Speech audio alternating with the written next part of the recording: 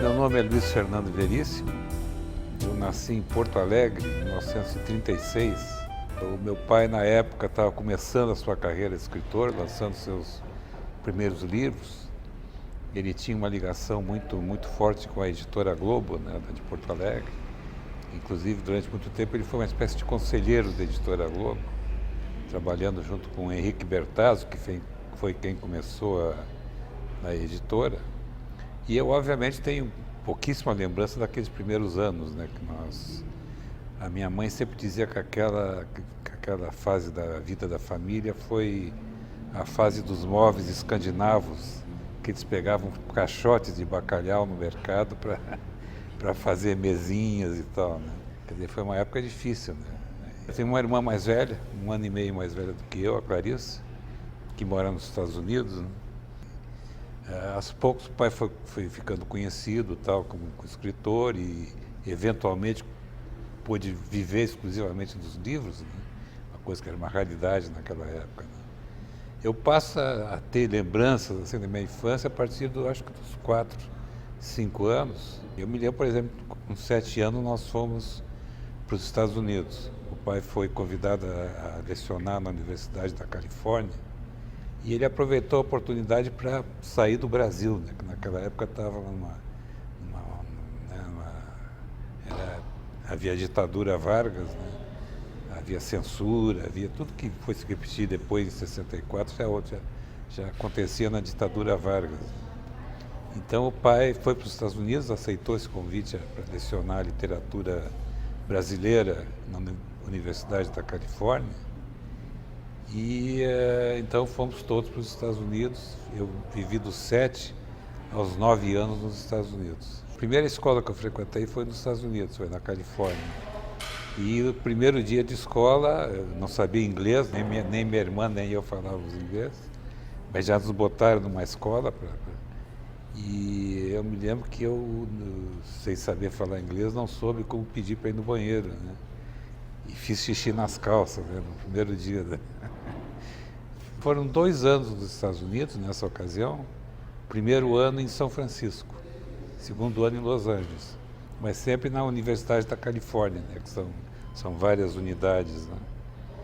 Então, e eu me lembro muito bem, porque era a época da guerra, né, a época da Segunda Guerra Mundial, e eu me lembro que eu fiquei muito impressionado com aquele noticiário todo de guerra, nos filmes de guerra. Era o rádio, não existia televisão, né? E eu me lembro que eu, nos meus brinquedos solitários, né, só brincava de guerra. Tanto que eu chegaram a ficar preocupados comigo, o pai e a mãe chegaram a ficar preocupados, porque eu estava matando japonês e alemão demais, né? E até me levaram ao médico, né? E o médico dizia, não, fique calmo, deixa que os exércitos os Marines estão dando conta da guerra, você não precisa participar tanto. Aí me acalmei, mas eu sou um caso, então, de neurótico de guerra precoce. Com 7 anos. Acho que acabou o que o pai tinha combinado de fazer, né, de lecionar literatura na universidade. Então voltamos justamente em 45, que foi quando caiu o Getúlio, né, acabou a ditadura do Getúlio. Eu me lembro, por exemplo, que nós chegamos em Nova York, vindo da Califórnia, para pegar o navio para voltar para o Brasil, justamente no dia em que acabou a guerra, né? Alguns meses antes tinha havido as bombas atômicas, né? Mas eu me lembro muito bem de Nova York nesse dia, né?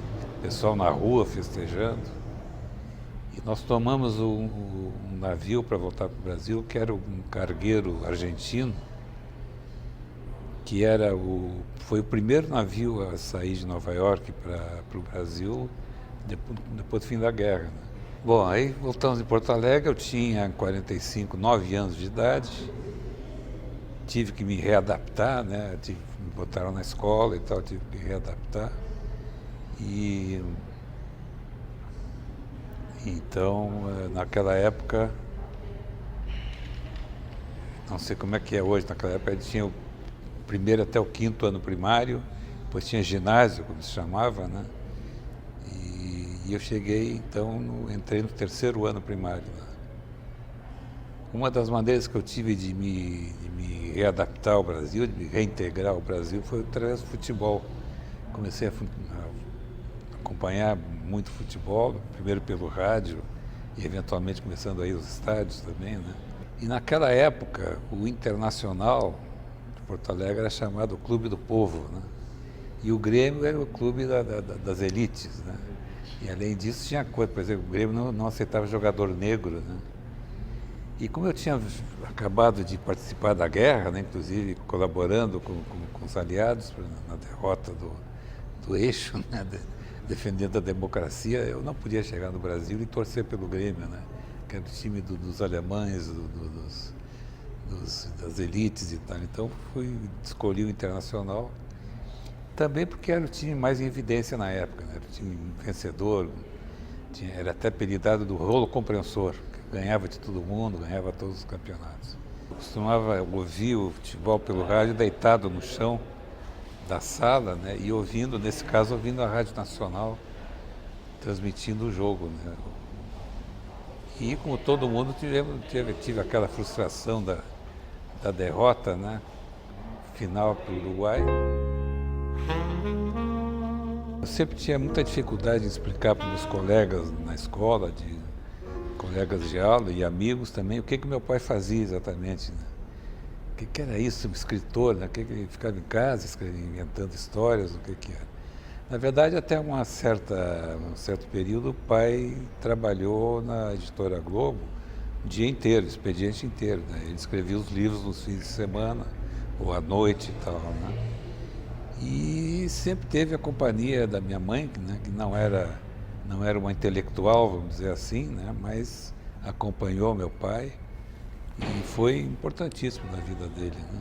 Bom, começou ainda nos Estados Unidos, né? Comecei pelos livros, pelos história em quadrinho e tudo mais, eventualmente comecei a ler livros de aventura, né? Eu me lembro que eu gostava muito do Tarzan, os livros do Tarzan, né? E então, quando nós voltamos para Porto Alegre, eu continuei lendo essa literatura infantil, juvenil, e me lembro que o primeiro livro, vamos dizer assim, para gente grande que eu li, para adultos que eu li, foi um livro do meu pai, chamado Caminhos Cruzados. E li escondido, porque era um livro que não era para criança, né? Tinha cenas fortes, como se dizia na época, né? E então li o Caminhos Cruzados escondidos. Hoje, as cenas fortes que tinha seriam ridículas, né?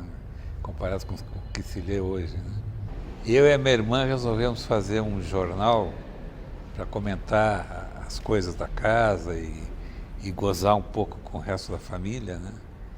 E lá no Rio Grande do Sul, a patente é a privada, né? O vaso da privada se chama patente. Então, nós fizemos esse jornal, era batido à máquina e tal. Era eu, minha irmã e o nosso primo Carlito, que era mais moço do que nós. E o jornal era colado no lado da privada, assim, quer dizer, que era, por isso daí o nome Patentino, né? E a pessoa, quando estava ocupada ali no vaso, tinha leitura ao lado, né?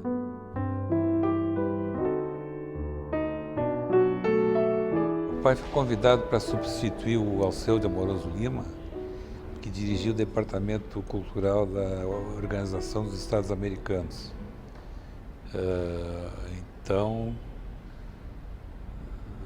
enfim, ele aceitou esse convite, nós fomos morar em Washington, ficamos 4 anos em Washington. Se na nossa primeira ida aos Estados Unidos eu tinha ficado muito impressionado pela guerra e tudo mais, nesse segundo período nós pegamos lá uma época interessante também, a época da Guerra Fria, né, do macartismo, os problemas raciais. Eu estava cursando uma escola americana, o high school, quando houve a dessegregação nas escolas, né? Também foi um período interessante e difícil. Era politizado, mas muito em função da política americana, né? Aquela questão da Guerra Fria, do anticomunismo, do macartismo, né, que estava em pleno vapor na época. Então eu me interessava muito por isso, lia muito sobre isso, lia jornais, né, os jornais conservadores, os mais à esquerda e tal. E tinha bastante interesse nisso, mas na política americana, principalmente. Era uma coisa lamentável, porque era o contraste com aquela coisa americana, né? A importância da liberdade, da democracia e tudo mais, e ao mesmo tempo um macartismo, os problemas raciais também, né? Que, de certa maneira, negavam a democracia americana, né? Eu me lembro de quando eu estava estudando lá, todos os dias de manhã a gente botava a mão no coração e jurava fidelidade à bandeira americana, aos Estados Unidos, com justiça para todo mundo, e não era justiça para todo mundo, né? As escolas eram segregadas, havia divisão racial e tal. Como eu gostava muito de jazz, né, de música, então eu aproveitei que já que eu estava na terra do jazz, aproveitei para aprender a tocar um instrumento. O meu grande ídolo na época era o Louis Armstrong, né, o trompetista, né?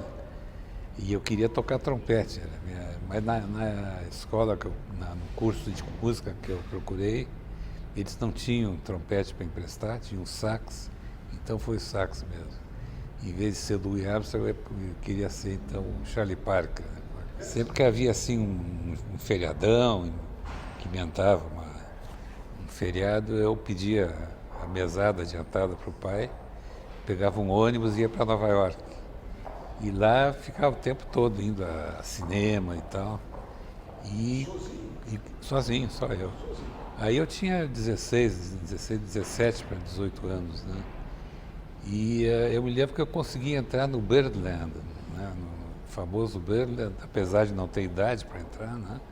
Nunca me pediram identificação, então eu entrava, ficava num setor que a gente não precisava tomar nada, não precisava beber, só ficava ali para ouvir a música.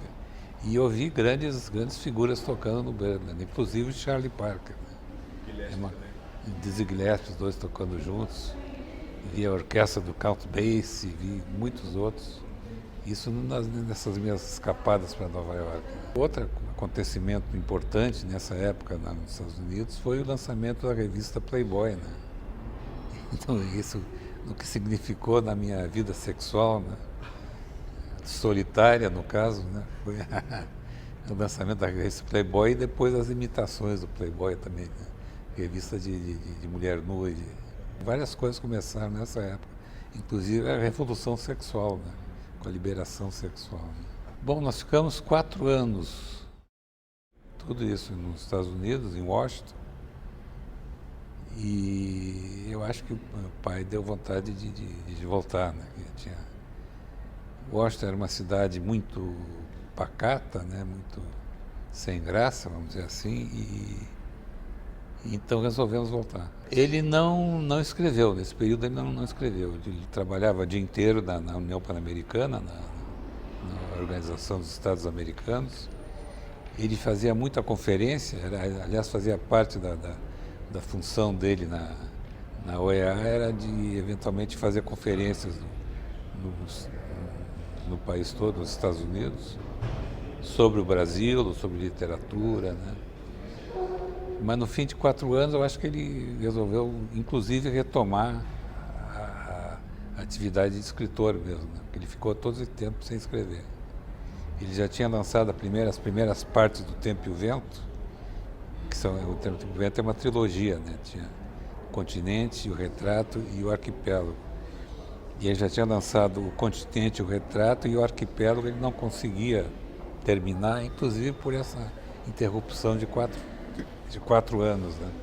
Nunca pensei em ser escritor, né? Pelo fato de ser filho de um escritor conhecido e tudo mais, eu nunca achei que devia ser ou poderia ser escritor, né? Essa foi a consequência negativa, vamos dizer assim, né? A positiva foi que eu me criei num ambiente em que o livro era uma coisa importante, né? Havia livros antes de mais nada, né? E o livro era importante, eu convivia com escritores, além do meu pai. Eu lia muito em inglês, né? Uma decorrência de ter praticamente me alfabetizado em inglês, né? Eu lia muito em inglês e os escritores americanos e ingleses daquela época, Scott Fitzgerald, né? Que não era exatamente daquela época, era um pouco anterior, mas eu lia, gostava muito de ler o Hemingway e outros, né? E aqui também, quando nós voltamos no Brasil, eu comecei a ler os cronistas brasileiros, né? Foi a grande época da crônica brasileira, do Rubem Braga, Paulo Mendes Campos, Fernando Sabino, Antônio Maria, essa turma toda.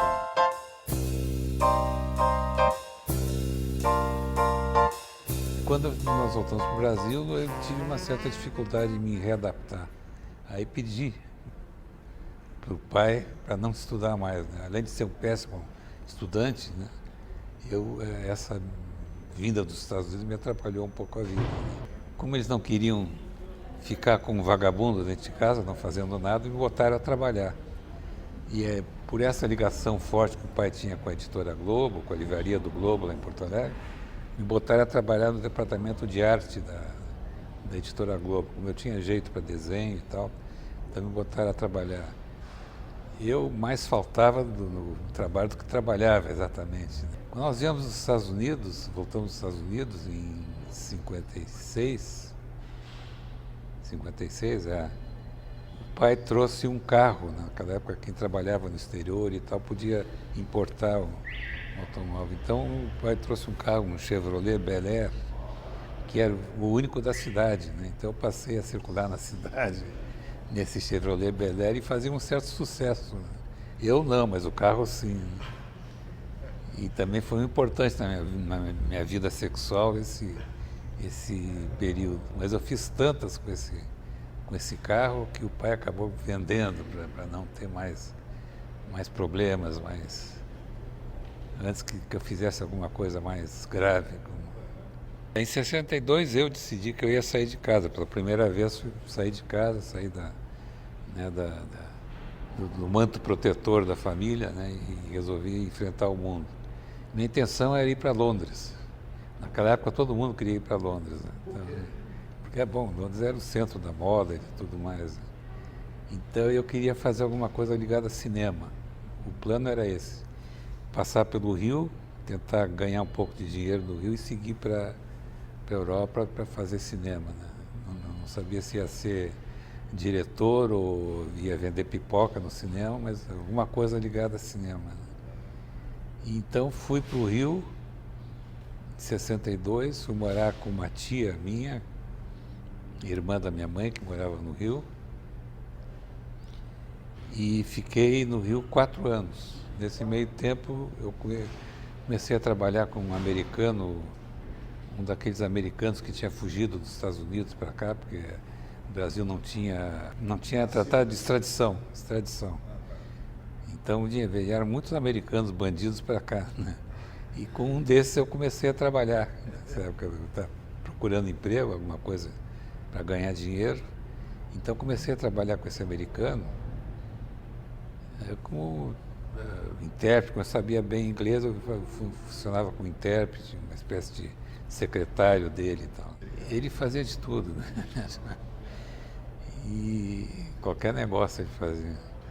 E um dos negócios que ele começou a fazer foi editar um jornal para a Câmara de Comércio Brasil e Estados Unidos.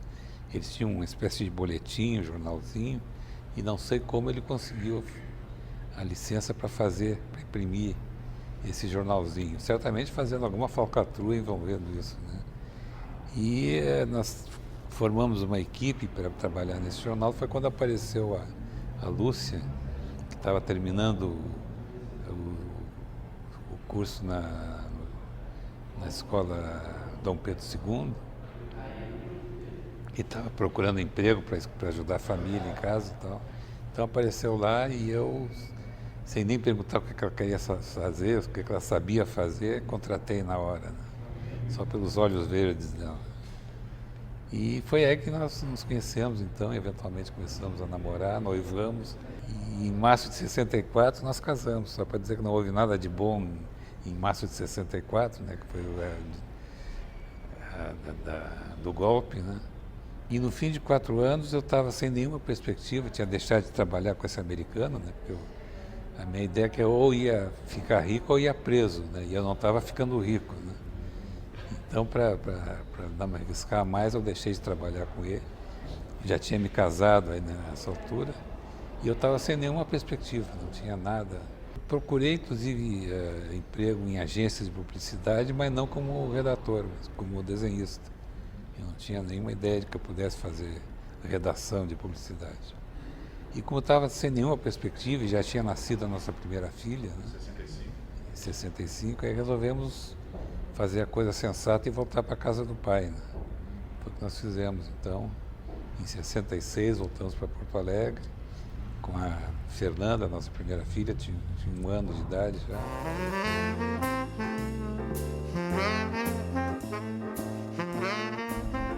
Em Porto Alegre, um amigo da família, Paulo Amorim, que estava de editor do jornal Zero Hora, me convidou para fazer uma experiência no jornal. Então eu comecei a trabalhar na cozinha do jornal, fazendo de tudo. Como eu sempre conto, até horóscopo eu fiz. E eventualmente me deram um espaço assinado para fazer crônica. E comecei então a trabalhar na Zero Hora, e a Zero Hora naquele tempo não é o que é hoje. Hoje é um dos grandes jornais do Brasil, né? Naquela época era um jornal, tinha uma existência precária, né? A gente não sabia nunca se ia ser pago, quando ia ser pago. E a vantagem disso é que a gente tinha carreiras vertiginosas lá dentro. Eu passei de copydesk a editor nacional, editor internacional, acho que voltei a ser copydesk, eram carreiras rápidas dentro do jornal. Quando eu comecei na Zero Hora, o editor nacional era o Marco Aurélio Garcia, o editor internacional era o Pio Lavares, que teve uma carreira política também lá. Então eram bons companheiros, foram bons companheiros. E também sofreram muito a perseguição política, né? O editor, o secretário de redação era o Marcos Ferman, não sei se você já ouviu falar, depois veio para São Paulo também. Também tinha uma atividade política e quase foi preso e tal. Mas eram bons companheiros. Eu já tinha feito algumas crônicas para a página de opinião, inclusive eu usava alguns pseudônimos, né, para não me repetir muito, então escrevia com pseudônimo um dia, com outro no outro dia. Às vezes os 2 pseudônimos se desentendiam. Nem me lembro, Fernando Lopes, uma coisa assim. Luiz, qualquer outra coisa. Mas aí quando o cronista principal do jornal saiu, foi para outro jornal, eles me convidaram para substituí-lo. Então eu passei a ter um espaço assinado no jornal. E aí descobri minha vocação, né? Finalmente, depois de 30 anos, descobri que eu sabia escrever e comecei a ser cronista, passei a ser cronista. Foi aí que tudo começou, em 1969. A primeira crônica que eu escrevi foi sobre a inauguração do estádio do Internacional, que ficou bem marcada a data.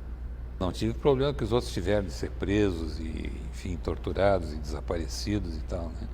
Mas tinha assuntos que a gente não podia tocar, já sabia que não podia tocar, não podia criticar o governo, não podia falar de militar, né? Certos nomes eram proibidos, Brizola não podia mencionar, né? Dom Helder Câmara, por incrível que pareça, não podia ser mencionado. A gente ficava experimentando, né? O que pode e o que não pode. Às vezes mandava uma crônica assim mais contundente e tal, era proibida, aí a gente mandava outra mais amena. Havia mais uma autocensura dos jornais, né? O próprio editor ali via o que podia sair, o que não podia. Eu me lembro que eu fazia uma crônica para a rádio também, e era incrível as coisas que eram proibidas nessa. Uma vez, por exemplo, eu falei na evolução, né, de Darwin e tudo mal, e foi proibido. Talvez você achasse que Darwin lembrava a descendência dos macacos, macaco que lembrava gorila lembrava general, né? Então, uma vez uma crônica sobre o Chico Buarque também foi proibida. A gente ia testando os limites do possível, né? Do permitido, né?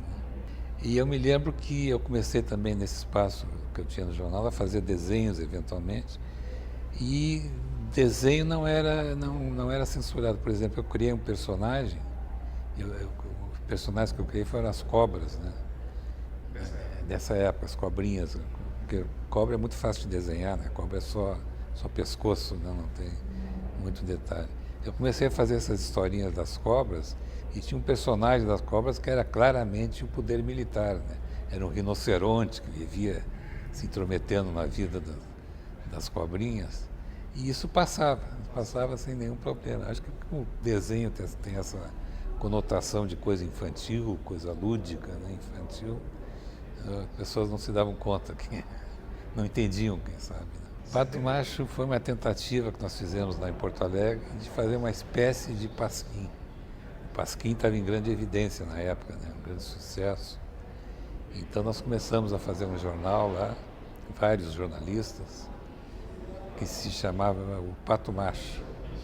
E era um pouco a ideia do pasquim, né?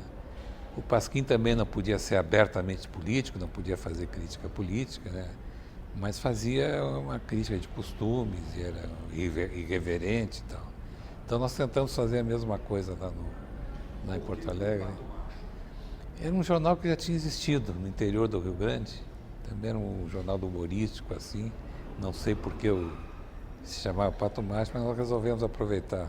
Foi menos de um ano, porque a reação foi muito grande. Como a gente não podia fazer crítica política, começou a fazer crítica de costumes, então falar das famílias porto-alegrenses, da burguesia porto-alegrense, e houve uma reação muito forte, né?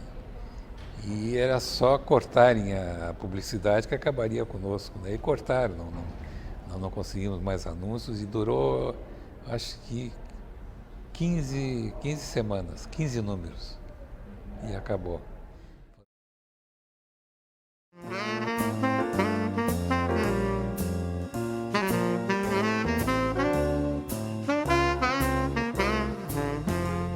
Eu saí da Zero Hora porque esse editor que era amigo da família, que tinha me levado para lá, saiu do jornal, então eu saí atrás, uma forma de solidariedade, saí com ele, né? Aí me convidaram para trabalhar na Folha da Manhã, que era publicado pela companhia Caldas Júnior, que publicava o Correio do Povo também, né? Que era velha e tradicional editora jornalística lá do Rio Grande do Sul. E então passei a ter uma coluna na Folha da Manhã. E a Folha da Manhã foi uma experiência de fazer um jornal assim mais ágil, mais jovem, né? Dentro da Caldas Júnior. A Caldas Júnior era conhecida por publicar o Correio do Povo, que era o jornalão, né? Era uma espécie de Estadão assim lá do Sul, né? Jornal circunspecto e tal, conservador e tudo. E a Folha da Manhã então foi uma tentativa de fazer uma coisa um jornal mais vibrante, vamos dizer assim, né? E eu fiquei 5 anos na Folha da Manhã. Nesse meio tempo comecei a publicar no Jornal do Brasil também, no JB. E no JB eu comecei em 75, eu acho. O pai ia fazer 70 anos em dezembro e morreu em novembro, morreu um mês antes do aniversário dele, de coração, né? Naquela época não existia esses recursos que existem hoje, né? A operação, safena e tudo mais, né? E ele, que já tinha tido um infarto grande, 15 anos antes, acabou morrendo do coração em 75. É bravo, né? Completamente inesperado, apesar dele ter essa condição cardíaca há muitos anos. A gente pensava que estava controlado e tal, mas ele teve. Eu me lembro que o último gesto dele, a última coisa que ele fez foi telefonar para um amigo dele, o Jorge Andrade, que estava escrevendo uma novela na Globo, e a novela estava sendo muito criticada, né? Então ele telefonou para o Jorge Andrade, esse amigo, para dar a solidariedade dele, né? E logo em seguida ele teve o ataque cardíaco e morreu. Quer dizer que o último ato em vida dele foi um ato de generosidade, de solidariedade com o amigo, né? 75 foi um ano, né? Foi o ano que o Internacional foi campeão brasileiro pela primeira vez, quer dizer, foi grande. E foi nessa época, o pai morreu em novembro, o campeonato foi vencido em dezembro. Eu me lembro eu no estádio vendo a vitória do Internacional e chorando, não sabia se estava chorando pelo jogo, pelo campeonato, pelo meu pai, né? Foi uma época marcante. O fato da crônica ser um gênero que permite tudo, né? Um gênero indefinido, que a gente pode fazer o que quiser com a crônica, e fazia de tudo, né? Eventualmente fazia coisas mais pretensiosas, mais profundas e tal, mas sempre na maior parte do tempo fazendo coisas mais leves, mais humorísticas, né? E qualquer assunto era assunto, né? Qualquer coisa. Escrever muito sobre futebol na época. Eu me lembro uma crônica que eu fiz, que era sobre uma galinha que tinha aparecido numa roda de... A história era verdadeira, numa roda de amigos, tinha aparecido... De repente apareceu alguém com uma galinha, que eu acho que o plano era sacrificar a galinha e comer a galinha, né? Mas a galinha começou a tomar chopp e gostar, se mostrou que gostava de chopp, então eles criaram uma história sobre a galinha, porque que ela gostava de chopp e tudo mais, e eu reproduzi essa história numa crônica e fez bastante sucesso. Foi, eu acho que a primeira vez que assim, eu recebi uma resposta do público foi nessa crônica sobre a galinha, que recebeu o nome de Passionara. Passionara era o nome da galinha. Mas eu acho que eventualmente cansaram dela e mataram e comeram a galinha, né? Apesar de eu não ser assim um humorista espontâneo, né, de ser naturalmente humorístico, né, as coisas que eu fazia que eram mais para o lado do humor e mais leves e tal, passaram a ter mais aceitação, mais repercussão. E eu, de certa maneira, fui levado para esse lado, né, apesar de não me considerar exatamente um humorista, mas é mais uma questão de técnica do que propriamente de vocação, né? Mas eu sempre digo que a minha musa inspiradora é o prazo de entrega. A gente tem que produzir, não tem como não fazer, né? Agora, eu até me surpreendo hoje pensando naquele tempo, né, em primeiro lugar, como é que eu fazia a coluna diária, né, todos os dias. E em segundo lugar, lá no volume do que eu escrevia, era muito mais do que eu escrevo hoje. Eu não sei se eu fiquei mais conciso ou mais preguiçoso, né, mas o fato é que os textos diminuíram. Às vezes a gente lê o que escreveu há tempos atrás e pensa, como é que eu pude escrever essa bobagem, né? Eu penso como é que eu podia melhorar aquilo. E às vezes a gente tem boas surpresas também, de ler uma coisa, um texto antigo e achar bom, né? Achar até surpreender com o que escreveu, né? Então varia muito. Mas eu acho bom a gente não se ler muito, né? Para não ser muito auto-influenciada, vamos dizer assim. Era uma coletânea de crônicas. Foi um livro que saiu pela José Olímpio. Um representante da José Olímpio lá em Porto Alegre lia as minhas crônicas e sugeriu que a José Olímpio publicasse uma coleção. Então saiu o primeiro livro em 73, justamente popular. E depois houve um segundo livro que também saiu pela José Olímpio, que se chamava A Grande Mulher Nua. E, então, de lá para cá tem praticamente todos os anos não, mas saíram todos os outros livros, né, de crônicas. O meu primeiro romance foi o Jardim do Diabo. Acho que foi 80 alguma coisa, né? Uma característica dos meus romances todos, que são 6 até agora, né, é que foram todos mais ou menos encomendados.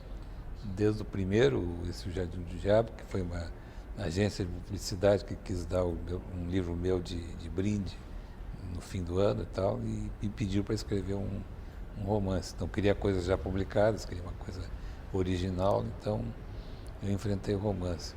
Depois outra editora teve a ideia de fazer um livro sobre os pecados, cada escritor escreveria sobre um pecado capital, eu escrevi sobre a gula. Depois outra editora teve a ideia de convidar vários autores para escrever romances policiais que envolvessem um escritor de verdade, né, com o personagem do livro, um escritor de verdade. Eu escrevi um livro chamado Borges e os Orangotangos Eternos, que era sobre o Borges, né? Jorge Luiz Borges. Né? É um romance policial em que o Jorge aparece, o Borges aparece como personagem. E depois, outra ideia da editora, cada escritor escreveria sobre um dedo da mão. Inventaria uma história sobre o dedo da mão e eu escrevi sobre o polegar. E que mais? Outra ideia era cada escritor escreveria uma adaptação de uma comédia de Shakespeare. Só o primeiro que foi pela LPM, pois todos os outros pela Objetivo. Um deles pela Companhia das Letras também. O do Borges foi pela Companhia das Letras. E só o último romance que eu escrevi, que é Os Espiões, é que foi uma iniciativa minha. Eu mesmo me encomendei o livro. Eu acho que os romances não tiveram muita repercussão, né? Até no caso desse, um chamado O Clube dos Anjos, né? Que foi traduzido praticamente no mundo todo, né? Foi traduzido até na Sérvia, né? Na Coreia, lugares estranhos assim, né? Mas não teve muita repercussão aqui dentro do Brasil. Eu acho que é essa tendência que é natural, é compreensiva, de rotular, né, o escritor. Por exemplo, fulano é humorista, fulano quer dizer, não pode fazer outra coisa, ou não deve fazer outra coisa, ou quando faz, não faz bem. Eu sempre dou o exemplo do Milor Fernandes, né? O Milor Fernandes é um grande pensador, um grande intelectual brasileiro, mas sempre pensam nele, quando pensam nele, pensam no humorista, né?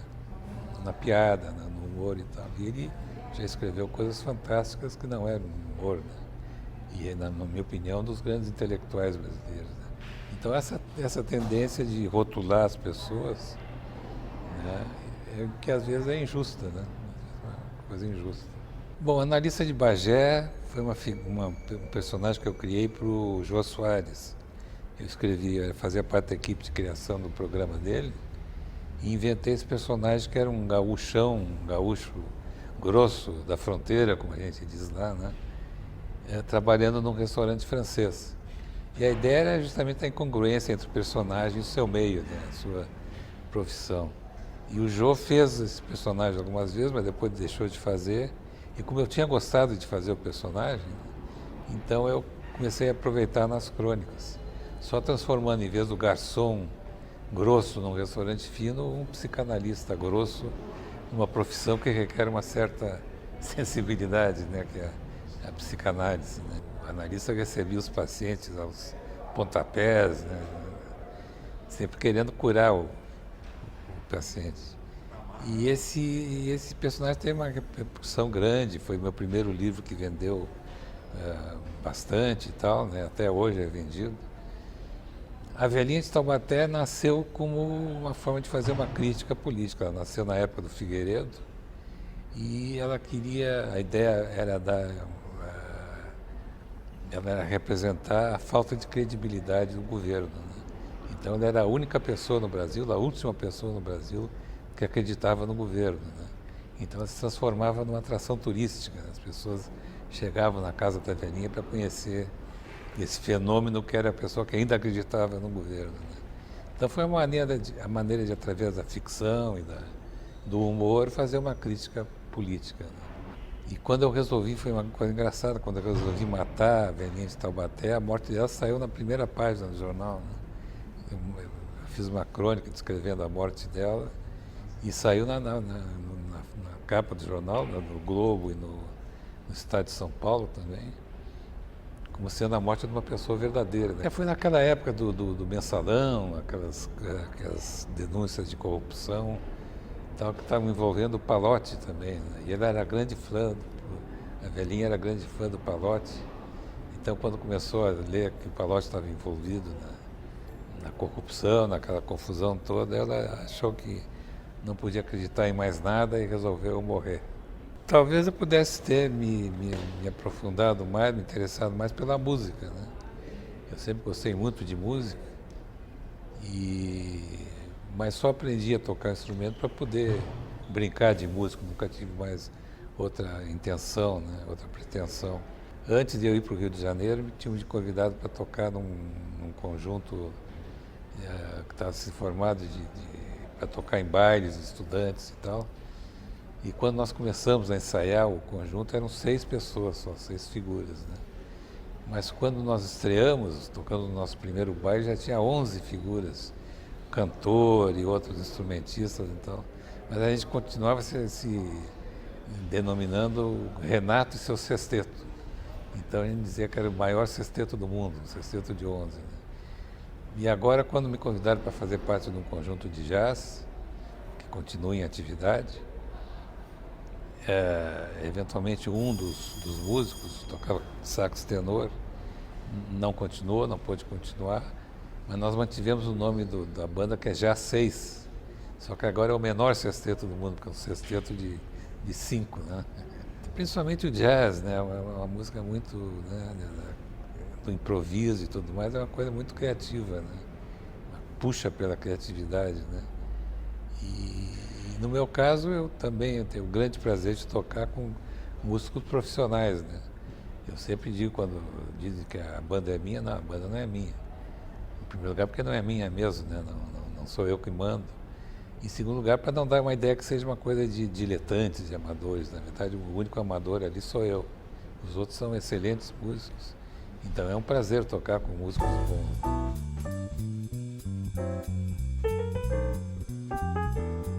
Eu tomei gosto por viajar desde pequeno, né? Desde que eu viajava com meu pai. E então eu queria ter essa experiência de morar em lugares que eu gostava, né? No caso, Nova York, Roma e depois Paris. Dar essa experiência para os meus filhos também, né? E o fato do que eu faço, eu posso fazer em qualquer lugar, né? Pelo menos teoricamente. Né? Naquela época era máquina de escrever e fax, hoje é o laptop, né? Então, para fazer essa experiência, e fomos então, a primeira experiência foi em Nova York, em 1980, ou 81, por aí. Ficamos quase um ano. Aí a segunda, levamos a garotada, o nosso filho, por exemplo, Pedro, que tinha 10 anos na época, já andava por Nova York de metrô e de ônibus sozinho, né? Já tinha dominado a cidade. Depois fizemos a mesma coisa em Roma. Eu sempre gostei muito de Roma, desde a primeira vez que eu conheci. Eu acho que é uma cidade simpática, né? Cálida, uma cidade, né, que a gente tem essa... Então também quis dar essa experiência para os filhos. Nesse caso também eles foram estudaram italiano, suspenderam a matrícula aqui e depois recuperaram, na volta eles recuperaram tudo, né? Então, e a última experiência foi Paris, também quase um ano, né? Porque Paris, no fim, é a capital do mundo, né? A gente, e também eu sempre gostei muito, já tinha visitado várias vezes e tinha aquela ideia de um dia morar mais tempo lá, né? Isso é uma produção sobre viagem, né? E sobre gastronomia. Inclusive tem uma série de livros, Traçando, né? Que eu fiz eu e o artista gráfico Joaquim da Fonseca, que faz as ilustrações. Então tem Traçando Nova York, tem Traçando Roma, Traçando Paris, Traçando Porto Alegre também, que nós fizemos, Traçando Japão, que foi outra. Nesse caso não foi uma temporada longa com a família, não foi. Só eu e a Lúcia. E Traçando a Espanha, traçando Madrid também. Quando não era diabético, não tinha problemas cardíacos e tudo mais, eu tentei ser um gourmet, né? E até consegui, né? Mas hoje só vivo de memórias do que eu fazia. A primeira foi em 86, no México. E foi engraçado porque eu fui como correspondente da revista Playboy. Então eu tinha o crachá, né, de Playboy, todo mundo me perguntava, via o crachá, assim, o que a Playboy está fazendo numa Copa do Mundo? O que você vai escrever sobre a Copa do Mundo, né? O lado sexual da Copa do Mundo, né? Então eu tinha que explicar. E foi difícil fazer, porque a Playboy é uma publicação mensal, né? Quer dizer, quando saísse a Playboy do mês seguinte, já teria terminado o campeonato, eu não sabia o resultado, né? Mas afinal consegui fazer alguma coisa. Depois, 86, 90 na Itália, nós estávamos em Paris, eu fui de Paris para a Itália, e foi aquele jogo que o Maradona nos demoliu, né? E sempre a final, né? Sempre a final eu assistia. Mas os do Brasil eu assistia todos, e acompanhava os treinos também. Estados Unidos 94, que foi importante porque eu sempre fui um grande defensor do Dunga, né? O Dunga como jogador, um pouco pelo fato dele ser oriundo lá do Internacional, né? Mas eu sempre defendi o futebol dele e essa Copa foi uma vitória pessoal dele, né? Não só se impondo em campo, depois batendo os pênaltis e tal. Então teve essa importância para mim, foi uma desagravo para o Dunga, né? França em 98, que estava indo muito bem até que enfrentamos o Zidane, né? Num dia iluminado, né? Até gol de cabeça ele fez, né? Que ele não costumava fazer. E também acompanhei todos os jogos. Foi uma Copa que a gente viajou bastante. Nos Estados Unidos também a gente tinha viajado bastante. Dallas, Detroit e tal. Cruzamos os Estados Unidos, né? E na França a gente viajou bastante também. O Japão começou na Coreia, né? Nós estávamos na Austrália nessa época e viajamos da Austrália diretamente para a Coreia. E foi bonito, né? Foi bonito principalmente pela recuperação do Ronaldo, né? Que ele tinha havido aquele problema com ele na França e tudo mais, né? Nunca soube bem o que houve com ele, né? E no Japão, então, houve a reabilitação pessoal do Ronaldo, que foi uma coisa bonita, né? Uma coisa dramática e bonita, né? É o ano que o Ronaldinho Gaúcho seria o grande craque, né? Esperava que fosse o grande craque do campeonato e acabou sendo a grande decepção, né? Uma das grandes decepções. Isso também foi interessante mais pelo cenário do que propriamente pelo futebol, né? O fato daquela sociedade tão complicada, né? Que é a África do Sul, e ao mesmo tempo tão interessante, né? Afinal, perder aquela partida que nós perdemos para a Holanda até hoje é inexplicável, né? O Brasil jogou um tempo, um tipo de futebol, no segundo tempo não jogou nada, né? O que teria havido, né? O que houve no vestiário ali para mudar o Brasil, né? Mas foi interessante pelo país em si, pela experiência de estar lá, né? Hoje cultiva muito a sua diferença do resto do Brasil, né? Nós sempre dizemos que nós somos o estado que lutou para ser brasileiro, né? Nós estamos lá na fronteira, né? Defendendo a fronteira contra os castelhanos lá, né? Então nós temos essa pretensão e nós temos escolhido ser brasileiros e ser de alguma maneira os brasileiros um pouco mais sérios, né, do que o resto do Brasil, né? Por isso esse cultivo que a gente tem do nosso passado, né, que é uma coisa um pouco reacionária, né, essa importância que é dada ao passado e às tradições gaúchas, as tradições gauchescas, os hábitos de antigamente, né? Mas também é uma coisa importante porque se dá o valor às raízes, né, do país. Isso é uma coisa que nós sentimos que falta ao resto do Brasil, essa noção das suas raízes, né, das suas opções históricas. Esses líderes de esquerda que se formaram no Rio Grande do Sul, inclusive o sucesso do PT, por exemplo, no Rio Grande do Sul, isso num estado essencialmente agropastoril, né, cuja economia é baseada no velho feudalismo e tal, né? E, no entanto, mesmo naquela época dos grandes estancieiros, dos grandes proprietários latifundiários e, obviamente, conservadores e reacionários, mesmo nesse tempo surgiram grandes líderes de esquerda, né? Talvez justamente pela característica de gostar de uma boa briga, né? E de ter brigado por se manter parte do Brasil, né? Pois é, esse é um fenômeno, né? Porque às vezes são textos bons, né? E por que a pessoa não põe seu próprio nome, né? Não assista com seu próprio nome, né? Eu já tive algumas experiências engraçadas aí. Teve um texto chamado Quase, que andou circulando pela internet aí, que até era um texto bom, eu recebi vários elogios pelo texto. Teve até uma senhora que me disse, olha, nunca gostei muito do que você escrevia, mas esse texto está fantástico, né? E o Quase teve uma carreira internacional também.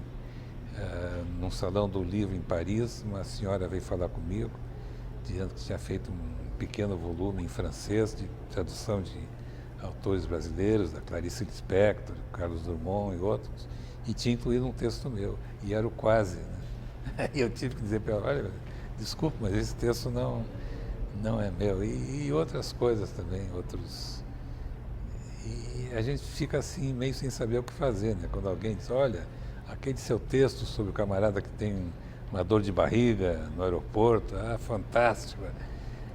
Você não sabe se decepciona ele, diz, olha, não, o texto não é meu, então se mantém, né? Aceita o elogio e mantém, né? E eu acho que não há o que fazer, né? Não há como evitar isso. Eu acho que a timidez não é vantagem nunca, né? A timidez impede a gente de se comunicar bem com os outros, então eu não recomendo para ninguém ser tímido, né?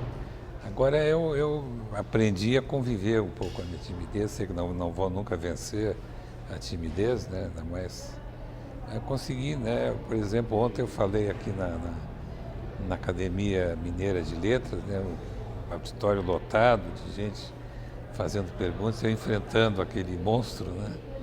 E consegui, quer dizer, não foi, pelo menos não foi um desastre total, né? Então eu aprendi a conviver com a minha timidez. Agora, essa questão da piada, da pessoa recorrer ao humor ou à piada para esconder a timidez, eu acho que no meu caso não funciona, né? Porque a piada nunca vem, né? Quando a gente pode sair assim, se livrar da timidez ou da impressão de não ser tímido através da piada, no meu caso não funciona, né? Eu sempre me lembro na época que o analista de Bagé estava em evidência, os livros estavam em evidência e tal, que era comum me telefonarem num jornal, um editor de jornal telefonar e dizer assim, o Veríssimo, o que o analista de Bagé diria de tal assunto, de tal personagem e tal, né? E eu sempre respondia, olha, se você me dá 1 hora ou 2 horas para pensar numa piada, pode ser que saia alguma coisa, mas no momento aqui não está pronta. Eu acho que é essa suposição que o suposto humorista tenha sempre, né, a reação humorística, né, a piada pronta, né? Alguém tinha escrito, eu acho que o Hélio Gaspar escreveu que tinha visto o Lula tomando um vinho tal, que ele não podia estar tomando aquele vinho. E eu escrevi uma crônica então dizia que acho que eu concordava, que alguém como Lula, né, não podia ter esses hábitos de gente rica e tal, que os pobres tinham que conhecer seu lugar, né? Começavam tomando vinho fino e iam acabar pedindo mais saúde, mais educação, tudo mais. Podia até pretender ser presidente da República, onde é que se viu isso, né? Era uma reação irônica, mas muita gente não entendeu a ironia, né? Achou que eu estava concordando mesmo que o Lula não podia tomar um vinho fino, né? Então é isso, é o perigo da ironia, né? Eu acho que o meu humor não vou dizer sofisticado, né? Mas não é exatamente o humor de provocar gargalhada, né? É um sorriso, a pessoa entende a piada, entende o humor e sorri, acha bem bolado e tal, mas não chega a ser assim de provocar o riso mesmo, a gargalhada. Eu nunca escondi minha simpatia pelo PT, né? E muito do que eu escrevi na época do Fernando Henrique foi, né, refletindo essa minha preferência, né? Agora, eu não acho que tenha feito uma crítica injusta ao Fernando Henrique, não. Acho que muitas coisas que eu critiquei eram criticáveis, né? As privatizações, até agora mal explicadas, né? E outras coisas. E também uma certa decepção com o fato do Fernando Henrique, que foi um homem de esquerda sempre, quando chegou no governo se mostrou um governante, né, neoliberal. Ele nega que tenha sido neoliberal, mas foi certamente um governo neoliberal, né? E depois no governo Lula, continuei não escondendo minha opção pela esquerda, e no caso PT, mas também foi muito crítico, né? Porque eu acho que o Lula não fez exatamente um governo de esquerda, né? Fez um governo que avançou muito na área social e tal. Eu acho que a questão da distribuição de renda, né, foi uma coisa que pela primeira vez começou a se transferir renda no Brasil, e isso está se sentindo, né? Mas também critiquei bastante, né? Agora, claramente preferi o Lula ao Fernando Henrique Cardoso, né? E isso se refletiu no que eu escrevo. Agora, o que eu escrevo não tem muita importância, né? As pessoas geralmente concordam comigo porque já está predisposta a concordar, né? Ou então não concorda porque já está predisposta a não concordar. Não faz muita diferença meu palpite não faz muita diferença. Eu acho que o cronista, principalmente, é pago para ser subjetivo, né? Ele não tem obrigação de ser objetivo, né? De dar os dois lados da questão, ele dá o seu lado da questão, o que ele pensa, né? Ele, é claro que não sendo injusto, não fazendo proselitismo, mas não sendo injusto também, mas deixando claro qual é o seu lado, né? E escrevendo sobre aquilo. Por exemplo, em outros países do mundo, nos Estados Unidos ou na Europa, é muito comum o colunista dizer em que ele vai votar e tudo mais, e os próprios jornais, né, definirem qual é a sua preferência do candidato à presidência e tal, né? O New York Times, quando começa as campanhas eleitorais, ele diz claramente que o nosso candidato é tal, que não vai dizer que ele vai deturpar a notícia a favor de um candidato ou de outro, né? Mas a posição dele está clara. Isso não é muito aceito no Brasil, né? Que acho que o colunista tem que ser neutro, imparcial, que o jornal supostamente deve ser neutro, imparcial. A gente sabe que não é, né? Os grandes jornais brasileiros são todos conservadores, uma linha conservadora, acreditam no liberalismo, no mercado livre e tudo mais. Mas há essa coisa que pretensamente são imparciais e neutros, que nunca é verdade, né? Eu acho que a gente tem que ter lado, né?